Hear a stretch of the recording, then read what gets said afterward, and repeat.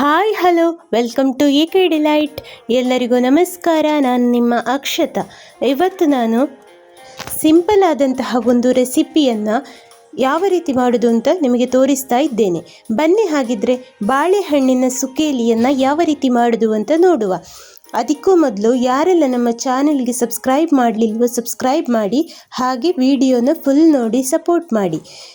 ಈಗಂತೂ ತುಂಬ ಬಿಸಿಲು. ಈ ಬಿಸಿಲಿರುವಾಗ ಈ ರೀತಿ ಬಾಳೆಹಣ್ಣೆಲ್ಲ ತುಂಬ ಹಣ್ಣಾಗಿದ್ದರೆ ಈ ರೀತಿ ಒಣಗಿಸಿಟ್ಟುಕೊಂಡ್ರೆ ನಿಮಗೆ 1 ವರ್ಷ ಆದರೂ ಇದನ್ನು ಸೇವಿಸಬಹುದು.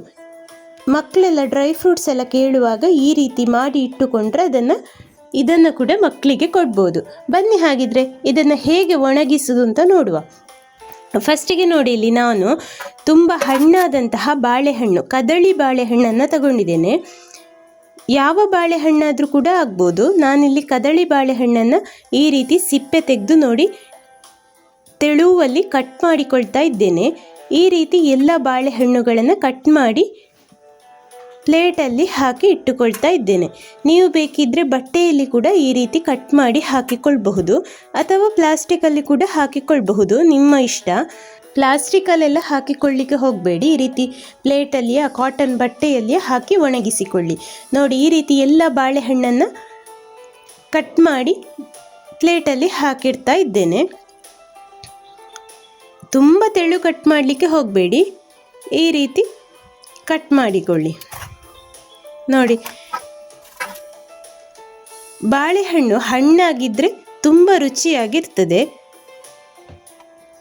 ತುಂಬ ಬಿಸಿಲಿರುವಾಗ ಇದನ್ನು ಮಾಡಿಕೊಳ್ಳಿ, ಇಲ್ಲಾಂತಂದರೆ ಅದು ಚೆನ್ನಾಗಿ ಒಣಗುವುದಿಲ್ಲ.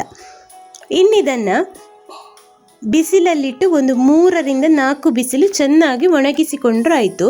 ನೋಡಿ, ಈ ರೀತಿ 2 ಸೈಡನ್ನು ಒಣಗಿಸಿಕೊಳ್ಬೇಕು. ಒಂದು 2 ದಿನ ಆದ ಮೇಲೆ ಪುನಃ ಇನ್ನೊಂದು ಸೈಡನ್ನು ಒಣಗಿಸಿಕೊಳ್ಳಿ. ಒಂದು 4 ಬಿಸಿಲು, ಈಗಂತೂ ಒಳ್ಳೆ ಬಿಸಿಲಿರುವ ಕಾರಣ 4 ಬಿಸಿಲಾದರೆ ಸಾಕು. ಇನ್ನಿದನ್ನು ನೋಡಿ, ಇದೀಗ ಚೆನ್ನಾಗಿ ಒಣಗಿದೆ. ಇನ್ನಿದನ್ನು ಏರ್ ಟೈಟ್ ಕಂಟೈನರಲ್ಲಿ ಹಾಕಿಟ್ರೆ ನಿಮಗೆ 6 ರಿಂದ 1 ವರ್ಷ ಕೂಡ ಇದನ್ನು ಸೇವಿಸಬಹುದು.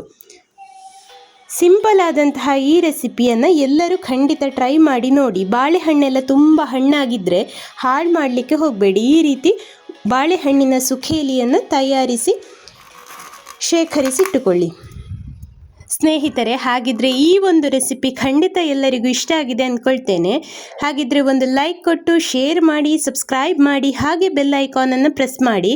ಮುಂದಿನ ವಿಡಿಯೋದೊಂದಿಗೆ ಸಿಗೋಣ. Thank you.